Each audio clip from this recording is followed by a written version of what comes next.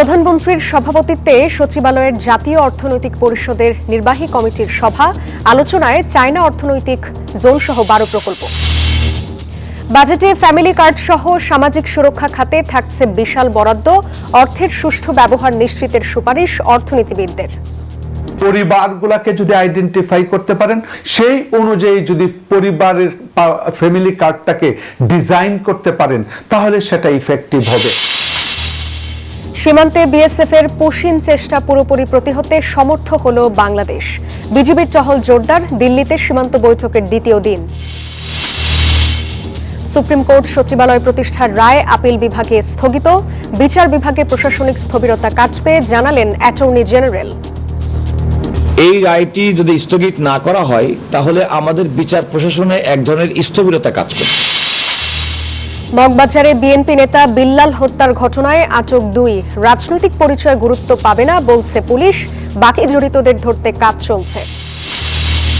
ট্রাম্পের আহ্বানে হামলা বন্ধ করল ইরান ইসরায়েল, দ্রুতই তেহরানের বিরুদ্ধে চূড়ান্ত বিজয় ঘোষণা বললেন মার্কিন প্রেসিডেন্ট।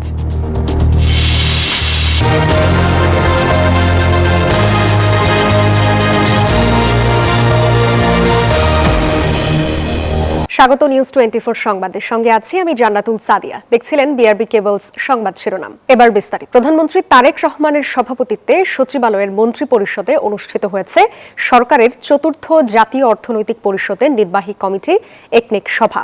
সভায় 10টি প্রকল্প অনুমোদন দিয়েছে একনেক। সকাল 10টা থেকে শুরু হওয়া একনেক সভায় নতুন ও সংশোধিত মিলিয়ে 12টি প্রকল্প তোলা হয়। অবকাঠামো উন্নয়ন, পানি সম্পদ ব্যবস্থাপনা, স্বাস্থ্যসেবা, তথ্য প্রযুক্তি, স্থানীয় সরকার, বিদ্যুৎ, জ্বালানি ও সামাজিক নিরাপত্তা খাতকে গুরুত্ব দিয়ে প্রকল্প প্রস্তুত করেছে সংশ্লিষ্ট মন্ত্রণালয়গুলো। প্রধানমন্ত্রীর আসন্ন চীন সফরের আগেই 4,000 কোটি টাকা ব্যয়ে চট্টগ্রামের আনোয়ারায় চায়না অর্থনৈতিক জোন স্থাপন প্রকল্প আলোচনায় ছিল। জাতীয় অর্থনৈতিক পরিষদের নির্বাহী কমিটির সভার বিষয়ে আরো জানাতে যুক্ত হচ্ছেন সহকর্মী মারুফা রহমান। যাব তার কাছে।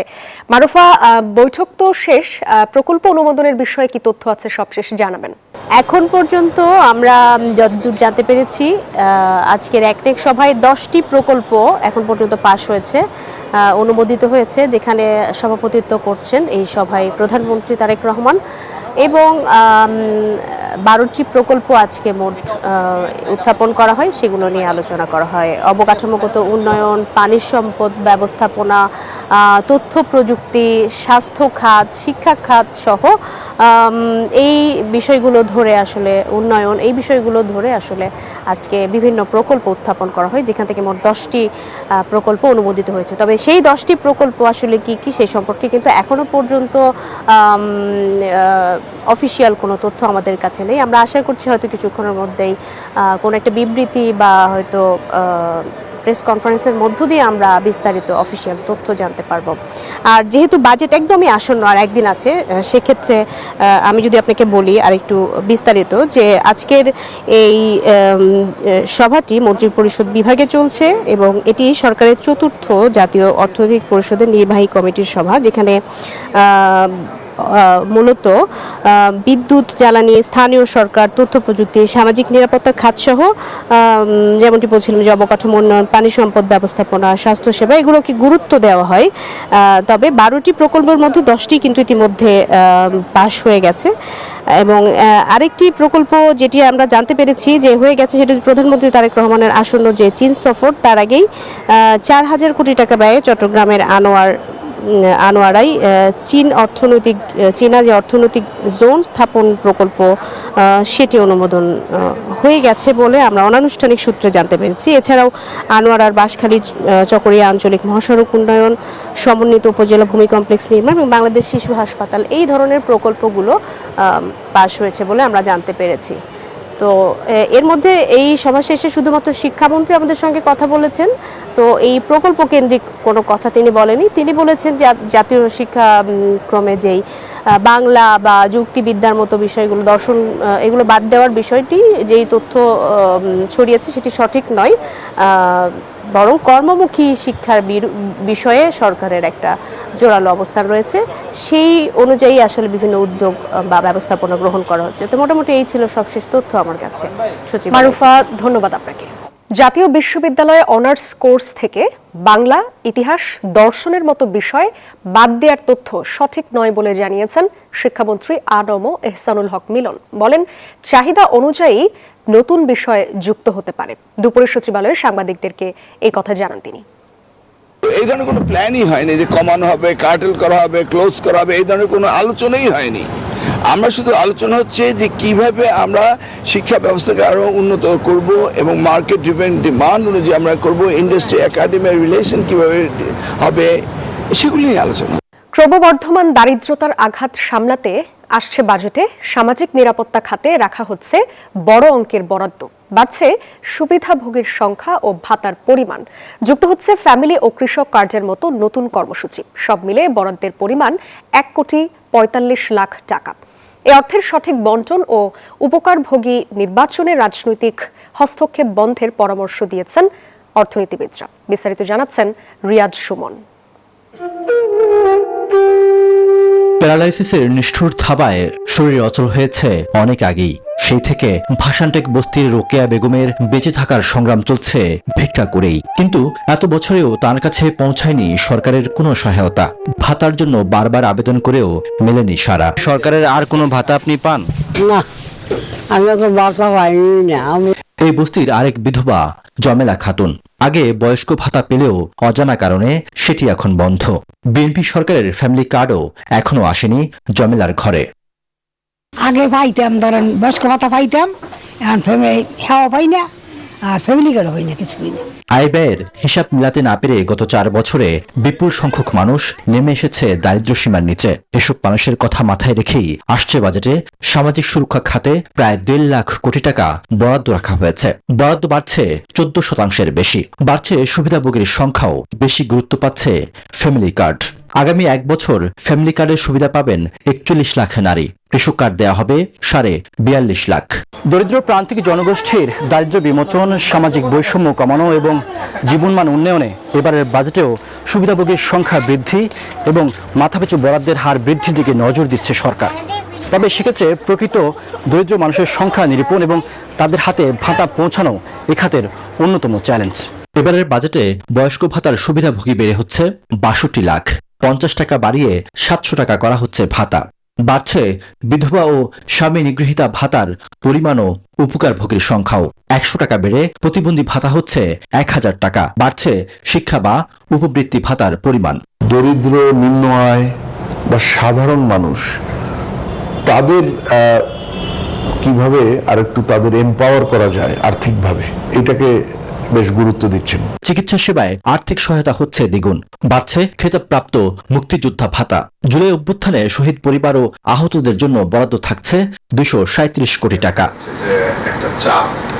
তবে এসব কর্মসূচি বাস্তবায়নে অর্থের সুষ্ঠু ব্যবহার নিয়ে রয়েছে সংশয়। অর্থনীতিবিদরা বলছেন, রাজনৈতিক বিবেচনায় উপকারভোগী নির্বাচন বন্ধে কঠোর হতে হবে সরকারকে। আপনি যখন দেখেন যে গরিব মানুষ না পেয়ে তার চেয়ে ভালো মানুষরা পাচ্ছে, বঞ্চিত মানুষরা কার্ড পাচ্ছে না, তখন কিন্তু সমস্যা হয়। এছাড়া মসজিদ ও অন্যান্য উপাসনালয়ে কর্মরত ব্যক্তিদের জন্য থাকছে সম্মানী। থাকবে কর্মহীন শ্রমিকদের সুরক্ষা কর্মসূচিও। এর আওতায় 15,000 শ্রমিককে মাসে ভাতা দেওয়া হবে 5,000 টাকা, সর্বোচ্চ 3 মাস। এ খাতে 22,64,00,000 টাকা বরাদ্দ রাখা হয়েছে। রিয়াজ সুমন, নিউজ 24, ঢাকা।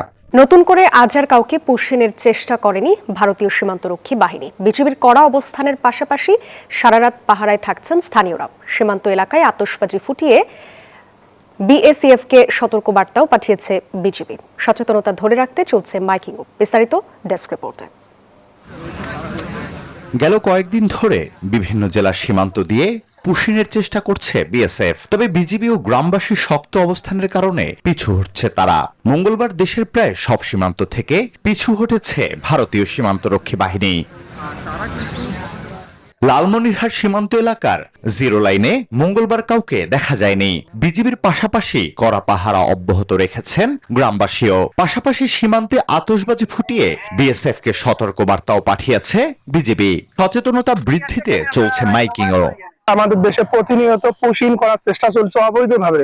আমরা এলাকাবাসী বিজিবির সাথে আছি। সেই পূর্ববর্তী সময়ে আমরা চেষ্টা করছি এখন আমরা চেষ্টা চালিয়ে যাচ্ছি, ভবিষ্যতে ইনশাল্লাহ আমাদের চেষ্টা থাকবে। এদিকে পঞ্চগড়ের সেই 10 জনকে সরিয়ে নেয়ার পর নতুন করে পুশিনের আর কোনো খবর পাওয়া যায়নি। 277 কিলোমিটার ভারতীয় সীমান্ত বেষ্টিত এই জেলায় বিজিবি কড়া পাহারায় রয়েছে, সাথে রয়েছেন সাধারণ মানুষও। আমরা সারাইত পাঠাচ্ছি না, বিজিবি সহ যে ভারত থেকে মানুষ পাঠাচ্ছে, পাঠা দিমনি আমরা গ্রামবাসী সবাই মিলে বিজিবি সহ পাঠা করছি। আমাদের বাংলাদেশে পাগলগুলো পাঠিয়ে দেয়। এদিকে অবৈধ অনুপ্রবেশ রোধে মেহেরপুর, ঠাকুরগাঁও, নেত্রকোনা ও চাঁপাইনবাবগঞ্জ সীমান্ত এলাকায় লোকবল ও টহল বৃদ্ধি করেছে বিজিবি। Desk report, news 24। জনমুখী বাজেট 2026-27 প্রস্তাবনায় কথা বলছেন জামায়াত আমির। আমরা সরাসরি চলে যাচ্ছি তার বক্তব্যে।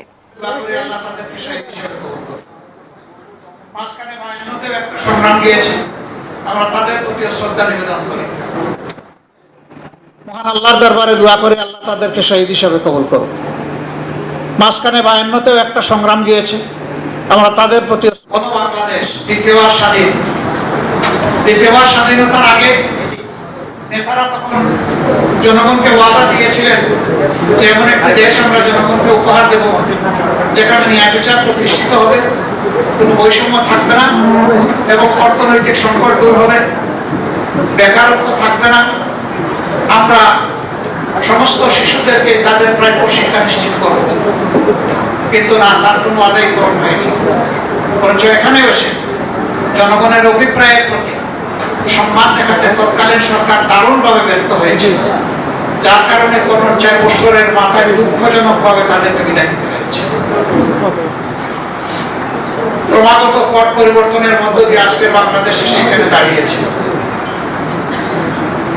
24 সালে এদেশের মানুষ একটি পরিবর্তনের আকাঙ্ক্ষা বুকে নিয়েছে, খুব একটা লড়াই করেছিল। এ লড়াই কোনো দলের পক্ষ থেকে হয়নি, এ লড়াই হয়েছে জনগণের পক্ষ থেকে। এর আগে আমরা বিরোধী দলে যারা ছিলাম দফায় দফায় আমরা নির্যাতিত হয়েছি, আক্রান্ত হয়েছি, জেলে গিয়েছি, জীবন দিয়েছি, ফাঁসির কাস্টে ঝুলেছি, আমরা আন্দোলন করেছি, কিন্তু স্বৈরাচারকে আমরা থামাতে পারিনি। সেই সময়টা ছাত্র যুব সমাজ তাদের একটি ন্যায্য অধিকারের দাবিতে রাস্তায় নেমেছিল। কথা বলছিলেন জামায়াত আমির। আমরা এতক্ষণ সরাসরি ছিলাম তার বক্তব্যে। পুশিনের ঘটনা ভারতের অভ্যন্তরীণ রাজনীতির বহিঃপ্রকাশ বলে মন্তব্য করেছেন প্রধানমন্ত্রীর তথ্য উপদেষ্টা জাহিদুর রহমান। সকালে সচিবালয়ে সাংবাদিকদের এই মন্তব্য করেন তিনি। বলেন, 5 আগস্টের পর ইউনূস সরকারের সাথে ভারতের যে সম্পর্ক হয়েছিল এখন সেখান থেকে বেরিয়ে আসতে চায় দেশটি। তাই এখন যেই পুশিন হচ্ছে সেটা ইচ্ছাকৃত হচ্ছে বলে বিশ্বাস করে না বাংলাদেশ। এই সমস্যা দ্রুতই সমাধান হয়ে যাবে বলেও জানান তিনি। আরো বলেন, দাম বাড়ানোর পরেও বিশ্ববাজারের তুলনায় দেশে জ্বালানি তেলের দাম এখনো কম। দ্বিতীয় পদ্মা সেতু নির্মাণের চুক্তির কাজ এগিয়ে চলছে বলেও জানান তিনি। 5 আগস্ট পরবর্তী সময়ে ডক্টর ইউনূস সরকারের সাথে যে ধরনের পরিস্থিতি ছিল সেটা থেকে তারা বেরিয়ে আসতে চান, দুই দেশই চায় সেটা। সেজন্য আমি মনে করি যে সংকটটা প্রাইমারিলি দেখা যাচ্ছে, এটার একটা সমাধান দ্রুত হবে। এটা কোনোভাবেই তাদের কোনো ইন্টেনশনালি বাংলাদেশের সাথে সম্পর্ক বা বাংলাদেশকে চাপে রাখতে চাইছেন এরকম আমি মনে করি। পুশিনের বিষয়ে আরো জানাতে লালমনিরহাট থেকে যুক্ত হচ্ছেন আমাদের সহকর্মী, সেখানে আছেন রবিউল হাসান। আমরা চলে যাব তার কাছে। রবিউল, সীমান্তে বিএসএফ এর পুশিন চেষ্টার কি তথ্য আছে সবশেষ জানাবেন?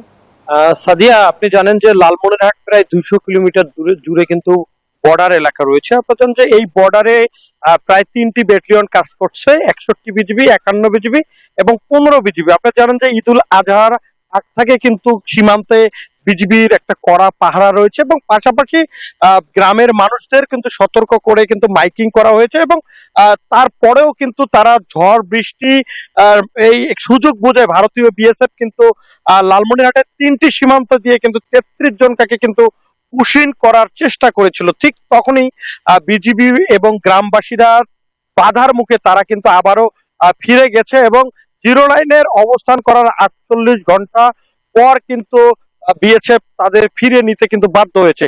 এতে কিন্তু বিএসএফ পিছু হটেছে এবং বিজিবি কিন্তু এখনো সীমান্ত জুড়ে কিন্তু টহল জোরদার করেছে। বিশেষ করে যে বর্ডার গুলোর, বিশেষ করে গুরুত্বপূর্ণ যে বর্ডার গুলো সেই গুরুত্বপূর্ণ জায়গায় কিন্তু বিজিবি কিন্তু টহল জোরদার করেছে। আমরা গতকাল এবং আজকে আমরা সরজমিনে দেখেছি এবং বিজিবির টহল রয়েছে এবং পাশাপাশি গ্রামের যে সাধারণ মানুষরা রয়েছে তারাও কিন্তু সচেতন রয়েছে। এবং পাশাপাশি আপনারা জানেন যে সন্ধ্যার পর গ্রামে এবং পাড়া মহল্লায় বর্ডারের যে জায়গা রয়েছে সেই জায়গাগুলোতে কিন্তু ছোট ছোট করে একটা কেউ বাংলাদেশে প্রবেশ না করে সে বিষয়টাই কিন্তু তারা দেখছে। এবং পাশাপাশি আপনারা জানেন যে লালমনিরহাটের যে 15 বিজিবির পক্ষ থেকে সিও সাহেব কিন্তু নিজেই বর্ডারে গিয়ে মাইকিং করছে যাতে কোনো প্রকার অবৈধভাবে কিন্তু প্রবেশ না করে সেজন্য কিন্তু সতর্ক করে দিয়েছে। এবং পাশাপাশি আপনারা জানেন যে 33 জনকে পুশিং করার চেষ্টা করেছিল সেটা কিন্তু ভারত ফিরিয়ে নিচ্ছে।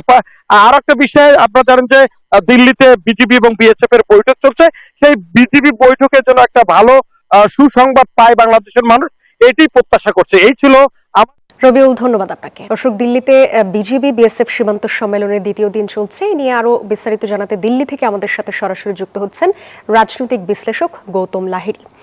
গৌতম লাহিড়ী, আপনাকে স্বাগত জানাচ্ছি। এবারের সম্মেলনে কোন কোন বিষয় নিয়ে আলোচনা হতে পারে জানতে চাই। 57তম দ্বিবার্ষিক বৈঠক গতকাল রাতে বাংলাদেশের প্রতিনিধি দল পৌঁছেছেন, তাদেরকে বিমানবন্দরে রিসিভ করেছেন, অভ্যর্থনা জানিয়েছেন বিএসএফ এর প্রধান প্রবীণ কুমার নিজে এবং অন্যান্য পদস্থ অফিসাররা। তো বাতাবরণটা খুবই সৌহার্দ্যপূর্ণ। আজ সকাল থেকে বৈঠক শুরু হয়েছে বিএসএফ এর সদর দপ্তর লোদি রোডে যেটা রয়েছে সেখানে একদম রুদ্ধদ্বার বৈঠক, অন্য কারোর প্রবেশাধিকার নেই। কিন্তু যে এজেন্ডা গুলো ছিল অবশ্যই পুশব্যাক, পুশিং এবং একইভাবে কাঁটাতারের বেড়া দেওয়া নিয়ে যে সমস্যা তৈরি হয়েছে সেই বিষয়টাও আছে। সীমান্ত হত্যা প্রসঙ্গ আসবে, সীমান্ত হত্যা প্রসঙ্গ যাতে সীমান্তে হত্যা কমিয়ে আনা যায় সে ব্যাপারে পদক্ষেপ কি নেওয়া যেতে পারে এগুলো যেমন রয়েছে। একই সঙ্গে বেশ কিছু এলাকায় দেখা গিয়েছে অনেক জটিলতা দেখা গিয়েছে সীমানার, সে বিষয়টাও আলোচনার মধ্যে প্রাধান্য পেতে পারে। এছাড়া অবৈধ পাচার ইত্যাদি সেগুলো কিভাবে সীমান্তে কমানো যেতে পারে সে বিষয়গুলো প্রধানত আলোচ্য বিষয়। এবং এটা আমরা আশা করছি যে যেহেতু এবারের বৈঠকটি খুবই গুরুত্বপূর্ণ সময় হচ্ছে, যখন পশ্চিমবাংলার একটি নতুন সরকার এসে সিদ্ধান্ত নিয়েছেন তারা পুশ ব্যাক করবেন, সেই অবস্থায় ভারত সরকারের নীতি হলো একটা নির্দিষ্ট পদ্ধতি মোতাবেক তাদেরকে ফেরত দেওয়া। ভারত সরকার বেশ কিছু লোকের নামের তালিকাও বাংলাদেশ সরকারকে জানিয়েছে। সে বিষয়ে স্পষ্ট মত বিনিময় হলে একটা এ ব্যাপারে স্বচ্ছতা পাওয়া যাবে। স্বচ্ছতা পেলে ভবিষ্যতে কি ধরনের পদক্ষেপ দেওয়া হবে অবৈধ অভিবাসীদের ফেরত দেওয়ার বিষয়ে এ ব্যাপারে কোন একটি নীতি তৈরি হবে বলে আমরা আশা করছি। গৌতম লাহিড়ী, আপনাকে অনেক ধন্যবাদ। 3 মাসের মধ্যে সুপ্রিম কোর্টের জন্য পৃথক স্বাধীন সচিবালয় করার নির্দেশ দিয়ে হাইকোর্টের রায় স্থগিত করেছেন আপিল বিভাগ। আগামী 16 জুন আপিলের চূড়ান্ত শুনানি হবে। মঙ্গলবার প্রধান বিচারপতির নেতৃত্বাধীন আপিল বিভাগের বেঞ্চ এই আদেশ দেন। এর আগে 3 মাসের মধ্যে সুপ্রিম কোর্টের জন্য পৃথক স্বাধীন সচিবালয় করার নির্দেশ দিয়ে হাইকোর্টের পূর্ণাঙ্গ রায়ের বিরুদ্ধে আপিল শুনানি হয়। পরে attorney general barrister Ruhul Quddus Kajal বলেন, হাইকোর্টের রায় স্থগিত না হলে বিচার বিভাগে স্থবিরতা তৈরি হতো। সরকার চেয়েছে এটি অধিকতর যাচাই বাছাইয়ের পর চূড়ান্ত নিষ্পত্তি। বিচার বিভাগের স্বাধীনতা রক্ষায় অধিকতর যাচাই বাছাইয়ের পরই এই বিষয়ে সিদ্ধান্তের আশা প্রকাশ করেন অ্যাটর্নি জেনারেল। এই রায়টি যদি স্থগিত না করা হয় তাহলে আমাদের বিচার প্রশাসনে এক ধরনের স্থবিরতা কাজ করছে। কারণ যে অধ্যাদেশের মাধ্যমে সুপ্রিম কোর্টের জন্য স্বতন্ত্র সচিবালয় করা হয়েছিল সেটি পার্লামেন্ট কর্তৃক গৃহীত হয়নি, বরং এটা আরো অধিকতর যাচাই বাছাইয়ের জন্য এটা এই অধ্যাদেশ এবং তার সংশোধনীটি পার্লামেন্টে পাশ করা হয়নি। আদ্দিন হাসপাতালে 6 নবজাতকের মৃত্যুর ঘটনায় তদন্ত কমিটির প্রতিবেদনের ভিত্তিতে কি ব্যবস্থা নেওয়া হবে তা আজ চূড়ান্ত হওয়ার কথা রয়েছে। এ বিষয়ে বিস্তারিত জানাতে আমাদের সাথে যুক্ত হচ্ছেন সহকর্মী রিশাদ হাসান। যাব তার কাছে। রিশাদ, বিস্তারিত জানাবেন, কি সবশেষ তথ্য জানা গেছে এখন পর্যন্ত? সাদে, আপনাকে ধন্যবাদ। আপনি ঠিক যেমনটি বলছিলেন যে আদ্দিন মেডিকেল কলেজ হাসপাতালে 6 নবজাতকের মৃত্যুর ঘটনাকে কেন্দ্র করে আজকে সিদ্ধান্ত হবার কথা রয়েছে যে হাসপাতালটির বিরুদ্ধে কী ব্যবস্থা নেওয়া হবে। তবে এখনও পর্যন্ত যেহেতু আজকে বিকেল 5টা পর্যন্ত সময় চেয়েছিল আদ্দিন মেডিকেল কলেজ হাসপাতাল কর্তৃপক্ষ যে স্বাস্থ্য অধিদপ্তরের দেয়া যে কারণ দর্শানোর নোটিশ সেটির জবাব দেওয়ার জন্য, আদ্দিন মেডিকেল কলেজ হাসপাতাল সূত্র নিশ্চিত করেছে যে তারা আসলে 5টার মধ্যেই আজকে তারা এই কারণ দর্শানোর নোটিশের জবাব দেবেন এবং এই নোটিশ হাতে পাওয়ার পর তারপরেই কিন্তু আসলে স্বাস্থ্য অধিদপ্তর এবং মন্ত্রণালয় সম্মিলিতভাবে বসে আদ্দেন মেডিকেল কলেজ হাসপাতালের বিরুদ্ধে এই ঘটনায় আসলে কি ব্যবস্থা নেওয়া যায় সে বিষয়ে আসলে তারা সিদ্ধান্ত দেবেন, এমনটি এখন পর্যন্ত জানা গেছে। যদিও স্বাস্থ্য অধিদপ্তর বা মন্ত্রণালয়ের কয়েকজনের সঙ্গে আসলে মুঠোফোনে যোগাযোগ করবার চেষ্টা করা হলে তাদের সঙ্গে আসলে যোগাযোগ স্থাপন করা সম্ভব হয়নি। তবে এখন গতকাল পর্যন্ত সবশেষ যে বিষয়টি ছিল সেটি ছিল যে আসলে তদন্তের যে প্রতিবেদনের কপি এবং আদ্দিন মেডিকেল কলেজ হাসপাতালের যে কারণ দর্শানো নোটিশের জবাব সেটার উপর ভিত্তি করেই যে সিদ্ধান্ত দেওয়া হবে আজ। এই ছিল আমার কাছে এখান থেকে সর্বশেষ। চলে যাচ্ছে সাদিয়া আপনার কাছে স্টুডিওতে। ঋষাদ, ধন্যবাদ আপনাকে। দর্শক, ফুটবল বিশ্বকাপ সম্প্রচার বিষয়ে ব্রিফিং করছেন তথ্য ও সম্প্রচার প্রতিমন্ত্রী ইয়াসের খান চৌধুরী এবং যুব ও ক্রীড়া প্রতিমন্ত্রী আমিনুল হক। আমরা সরাসরি চলে যাচ্ছি সেখানে। আজকে সরকার পরিচালনার দায়িত্বে এসেছি। আমরা জনগণের পকেট কাটতে আসিনি, আমরা জনগণের অধিকার ফিরিয়ে দিতে এসেছি। আমাদের উপর আস্থা রাখার জন্য দেশবাসীকে আন্তরিকভাবে ধন্যবাদ জানাচ্ছি। আমি আবার আপনাদেরকে এই বিষয়ে আলোকপাত করতে চাই। বাংলাদেশ টেলিভিশন যেই 3.8 মিলিয়ন মার্কিন ডলার ফিফাকে পরিশোধ করছে তার প্রায় সকল অর্থই আমরা অ্যাডভার্টাইজমেন্ট এবং রাইটস বিক্রির মাধ্যমে আমরা এই টাকা উঠিয়ে এনে বাংলাদেশ সরকারের কোষাগারে ফেরত দিতে সক্ষম হয়েছি। সকলকে আন্তরিকভাবে ধন্যবাদ জানাই এবং শুভেচ্ছা জানিয়ে আমি আজকের মতো শেষ করছি এবং আমাদের ক্রীড়া প্রতিমন্ত্রী মহোদয় জনাব আমিনুল হক আপনাদের সামনে এখন বক্তব্য রাখবেন। ধন্যবাদ। ফুটবল বিশ্বকাপ সম্প্রচার বিষয়ে ব্রিফিং করছিলেন তথ্য সম্প্রচার প্রতিমন্ত্রী ইয়াসির খান চৌধুরী। আমরা এতক্ষণ সরাসরি ছিলাম সেখানে।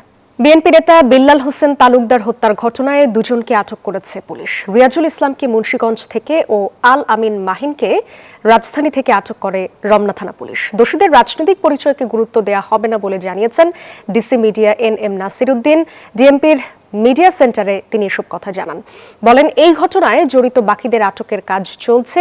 সোমবার রাতে রাজধানীর মৌচাকের আনারকলি মার্কেটের সামনে ছুরিকাঘাতে নিহত হন বিল্লাল। পুলিশ জানায়, স্থানীয় যুবদল নেতা দিদারুল ইসলাম ও তার অনুসারীদের সাথে বিল্লালের তর্কাতর্কির এক পর্যায়ে এই ঘটনা ঘটে। রাতেই যুবদলের দিদারুল ইসলামকে সংগঠন থেকে বহিষ্কার করা হয়। এক পর্যায়ে তাকে ছুরিকাঘাত করা হয়, তার প্রেক্ষিতে মেডিকেলে নেওয়ার পরে তিনি নিহত হন। ঘটনায় জড়িত সন্দেহে দুইজনকে গ্রেপ্তার করা হয়েছে। একজন হচ্ছে রিয়াজুল ইসলাম এবং আরেকজন হচ্ছে আল আমিন মাহিন। এই দুজনকে গ্রেপ্তার করা হয়েছে এবং অন্যান্য যারা জড়িত আছে তাদেরকে গ্রেপ্তারের চেষ্টা অব্যাহত আছে।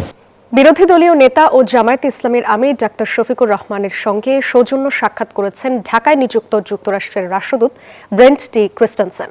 সকালে জাতীয় সংসদ ভবনে বিরোধী দলীয় নেতার কার্যালয়ে এই বৈঠক হয়। বৈঠকে নির্বাচন পরবর্তী দেশের সামগ্রিক রাজনৈতিক ও অর্থনৈতিক পরিস্থিতি, আসন্ন জাতীয় বাজেট, দ্বিপক্ষীয় বাণিজ্য ও বিনিয়োগের সম্ভাবনা, বাংলাদেশ যুক্তরাষ্ট্র সম্পর্কের বিভিন্ন দিক সহ পারস্পরিক স্বার্থ সংশ্লিষ্ট নানা বিষয়ে মত বিনিময় করা হয়।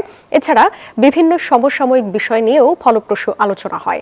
পারস্পরিক শ্রদ্ধা ও সহযোগিতার ভিত্তিতে বিদ্যমান সম্পর্ক আরও জোরদার করার প্রত্যাশা ব্যক্ত করেন তারা। 4 দফা দাবিতে ইসলামী ব্যাংক বাংলাদেশ পিএলসির নবনিযুক্ত চেয়ারম্যান খুরশিদ আলমের নিয়োগ বাতিলের দাবিতে আজও অবস্থান কর্মসূচি পালন করছে ইসলামী ব্যাংক সচেতন গ্রাহক ফোরাম। সকালে দিলকুশায় ইসলামী ব্যাংকের সামনে বিভিন্ন ব্যানার প্ল্যাকার্ড হাতে অবস্থান নেয় সচেতন গ্রাহক ফোরাম। দাবি করেন, দ্রুত সদ্য নিয়োগ দেয়া চেয়ারম্যান খুরশিদ আলমের নিয়োগ বাতিল করতে হবে, যে কোনো মূল্যে আমানত ও গ্রাহকের স্বার্থ সুরক্ষা নিশ্চিত করতে হবে। পাশাপাশি আন্দোলনকারীদের উপর পুলিশি হামলার বিচার দাবি করেন তারা। আরও বলেন, খুরশিদ আলমকে চেয়ারম্যান হিসেবে নিয়োগ দেয়ায় গ্রাহকরা তাদের আমানত নিয়ে শঙ্কায় পড়েছেন। 24 ঘন্টার ভিতরে ইসলামী ব্যাংকের চেয়ারম্যান, অবৈধ চেয়ারম্যান খুরশিদ আলমকে বহিষ্কার করা হবে। ইসলামী ব্যাংক নিয়ে আপনার অর্থ বিভাগ যেন ছিনিমিনি না খেলে। খুরশিদ আলমের পদত্যাগ চাই। আমরা ওনার কাছে আমাদের ব্যাংকটা নিরাপদ মনে করি কিনা। আমাদের দাবি আদায় না হওয়া পর্যন্ত আমাদের কর্মসূচি অব্যাহত রাখবে। ডোনাল্ড ট্রাম্পের আহ্বানে মধ্যপ্রাচ্যের রণাঙ্গনে ফিরেছে সাময়িক স্বস্তি। সরাসরি হামলা বন্ধ করেছে ইরান ও ইসরায়েল। তবে লেবাননে আগ্রাসন চললে ফের জবাবের হুঁশিয়ারি তেহরানের। অন্যদিকে 2 সপ্তাহের মধ্যে ইরানের বিরুদ্ধে চূড়ান্ত বিজয়ের ঘোষণাও দিয়েছেন মার্কিন প্রেসিডেন্ট, যার মধ্যস্থতায় রয়েছে পাকিস্তান। এদিকে ইসরায়েলের ব্যাপারে মার্কিন নীতির হঠাৎ পরিবর্তনের সন্দিহান খোদ বিশ্লেষকরাই। মধ্যপ্রাচ্যের উত্তপ্ত রণাঙ্গনে আবারও পাল্টে গেল দৃশ্যপট।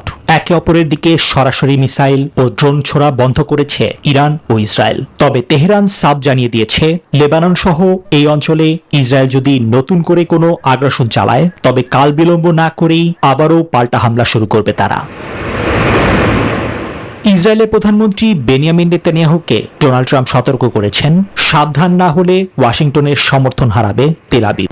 পাশাপাশি 2 সপ্তাহের মধ্যে ইরানের বিরুদ্ধে চূড়ান্ত বিজয়ের ঘোষণা করা হবে বলেও জানান মার্কিন প্রেসিডেন্ট।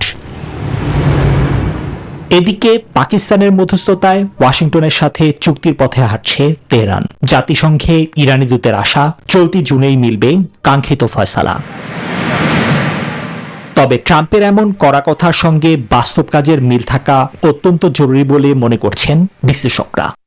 যতদিন পর্যন্ত ওয়াশিংটন ইসরায়েলকে বিপুল অঙ্কের সামরিক সহায়তা দিয়ে যাবে এবং আন্তর্জাতিক অঙ্গনে তাদের সব অন্যায় থেকে রক্ষা করবে, ততদিন এসব ফাঁকা কথার বাস্তবে কোনো দাম নেই।